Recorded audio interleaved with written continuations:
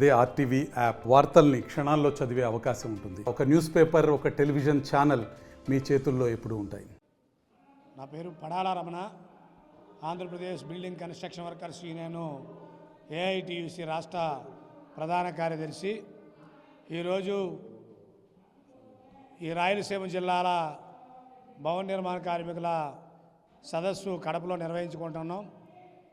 ఈ సదస్సుకు ముందుగా కోస్తాంధ్ర, ఉత్తరాంధ్ర జిల్లాల సదస్సులు నిర్వహించి చివరగా రాయలసీమ జిల్లాల సదస్సు అనేది నిర్వహిస్తున్నాం. ఈ సదస్సుల ద్వారా ఏదైతే ఈ రాష్ట్రంలో లక్షలాది కోట్లాది మందిగా ఉన్నటువంటి భవన నిర్మాణ కార్మికుల సంక్షేమానికి సంబంధించినటువంటి గత ఎన్నికల సందర్భంలో అధికారంలో రాకముందు కూటమి ప్రభుత్వం ఇచ్చినటువంటి ఎన్నికల మేనిఫెస్టోలో పెట్టినటువంటి ఏదైతే భవన నిర్మాణ కార్మికుల సంక్షేమ బోర్డును పునరుద్ధరిస్తామని, బోర్డు ద్వారా నిలిపివేయబడినటువంటి క్లెయిములన్నీ కూడా మంజూరు చేస్తామని, బోర్డు ద్వారా కార్మిక కుటుంబాలు ఆదుకోవడం కోసం మెరుగైనటువంటి సౌకర్యాల్ని మీకు అందిస్తామని ఎన్నికల ముందు ఇచ్చినటువంటి మాట నిలబెట్టుకోలేనటువంటి నేపథ్యంలో ప్రభుత్వం మీద మరింత ఒత్తిడి పెంచేందుకు రేపు రానున్న నెలల్లో రాష్ట్ర వ్యాప్తంగా ఆందోళనతో పాటు ఈ రాష్ట్రంలో ఉన్నటువంటి ఉప ముఖ్యమంత్రి ఎన్నికల నాడు ఏదో సవత్తల్లి ప్రేమ చూపించి ఉపన్యాసాలు చెప్పినటువంటి పవన్ కళ్యాణ్ గారు తాను సొంత నిధుల నుంచి ₹1 కోటి ఈ భవన నిర్మాణ సంక్షేమ బోర్డుకి ఇస్తానని చెప్పినటువంటి మరి పవన్ కళ్యాణ్ గారు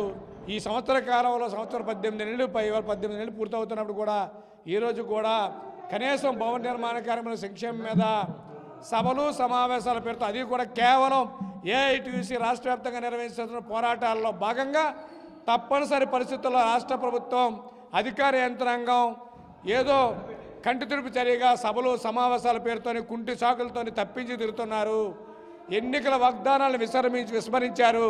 కాబట్టి వెంటనే ఈ ప్రభుత్వం యొక్క వైఖరికి నిరసనగా ఈ చట్టాన్ని వెంటనే అమలు చేయాలని, వెల్ఫేర్ బోర్డును పునరుద్ధరించాలని, బోర్డు ద్వారా క్లెయిములు వెంటనే రిలీజ్ చేయాలని చెప్పితో పాటు గత ప్రభుత్వ కాలంలో నిలిపివేయబడినటువంటి వివిధ రకాల క్లెయిములకు సంబంధించినటువంటి 42,000 అప్లికేషన్లు పెండింగ్లో ఉన్నాయి.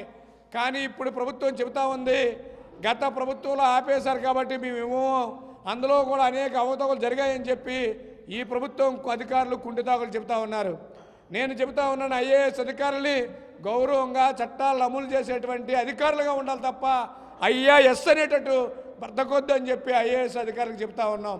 ఎందుకంటే గత ప్రభుత్వ కాలంలో అధికారంలో రాకముందే, జగన్మోహన్ రెడ్డి అధికారం రాకముందే ఆ క్లెయిములన్నింటినీ కూడా కార్మికులు పెట్టుకోవడం జరిగింది.